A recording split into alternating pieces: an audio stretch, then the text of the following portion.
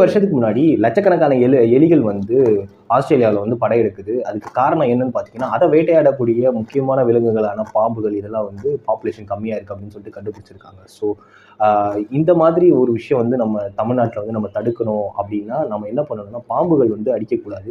நம்ம ஏரிகளை ஒட்டி சென்னைக்கு அவுட்டர்லாம் பார்த்தீங்கன்னா, ஏரிகளை ஒட்டி, வயல்வெளிகளை ஒட்டி வீடுகள் வந்துட்டு இருக்கு. அங்கெல்லாம் பார்த்தீங்கன்னா, பாம்புகளை சர்வசாதாரணமாக கொன்னுடுறீங்க. அதை வந்து கொல்லக்கூடாது. இந்தியாவிலே மொத்தம் 4 பாம்புகளுக்கு தான் வந்து விஷம் இருக்கு. நல்ல பாம்பு, கண்ணாடி விரியன், கட்டு விரியன், சுருட்டை பாம்பு. ஸோ இந்த பாம்புகள் வந்தால் மட்டும் ரெஸ்கியூவர் வச்சு ரெஸ்கியூ பண்ண பாருங்க. இல்லைனா வந்து அதை துரத்துறதுக்கு ட்ரை பண்ணுங்க. தயவு செஞ்சு எல்லா பாம்பையும் அடிச்சிடாதீங்க.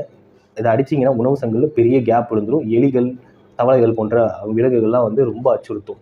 ஸோ இந்த இந்த விலங்குகள்லாம் வராமல் இருக்கிறதுக்கு நீங்கள் என்ன பண்ணலாம்னா, பூண்டு தோல் இல்லைனா வந்து கல்லுப்பு இல்லை கற்றாழை செடி, இந்த 3 விஷயத்தையும் வந்து வளர்க்க ட்ரை பண்ணுங்க. அடர்த்தியான புதர்கள், அப்புறம் தேவையில்லாத பொருட்கள் எல்லாத்தையும் வந்து தூக்கி போட்டுருங்க. இது வந்து பண்ணீங்கனாலே போதும்.